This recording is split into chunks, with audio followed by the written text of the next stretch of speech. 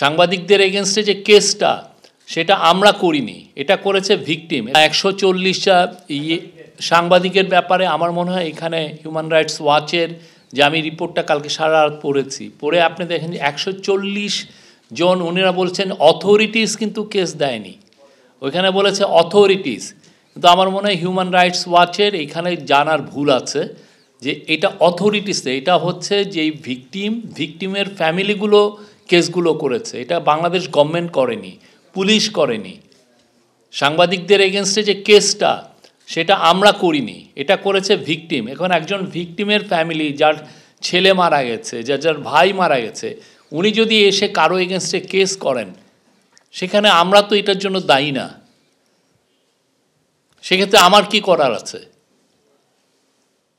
তো সেই জায়গাটা আমার মনে হয় ওই যে ওনাদের এটা ভুল। আমরা অবশ্যই তাদের সাথে কন্ট্যাক্ট করব, করে বলবো যে আপনারা এটা অ্যামেন্ড করতে হবে, বিকজ এটা তো আমরা কেসটা করি নাই।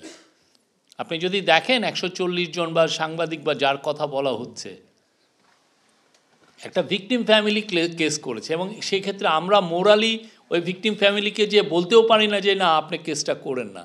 তো বাট আমরা যেটা করেছি সেটা হচ্ছে যাতে মানুষজন যাতে হ্যারেস না হয়, এবং এই হ্যারেসমেন্টটা যাতে এবং এই কেসগুলো যাতে খুব দ্রুত একটা ডিসপোজ অফ করা যায়, সেই জন্য একটা তথ্য মন্ত্রণালয়ের একটা 8 সদস্য বিশিষ্ট একটা কমিটি করে দেওয়া হয়েছে, হেডেড বাই অ্যাডিশনাল সেক্রেটারি।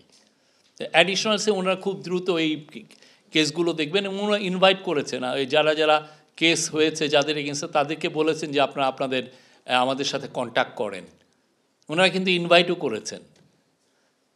তো এই জায়গাটা আমরা মনে করছি আমরা যথেষ্ট স্বচ্ছতার ইয়েতে আছি, এবং মাত্র 4 জন সাংবাদিক অ্যারেস্ট হয়েছে, বাকি আপনি দেখেন কেউ তো অ্যারেস্টও হয়নি, ঠিক না?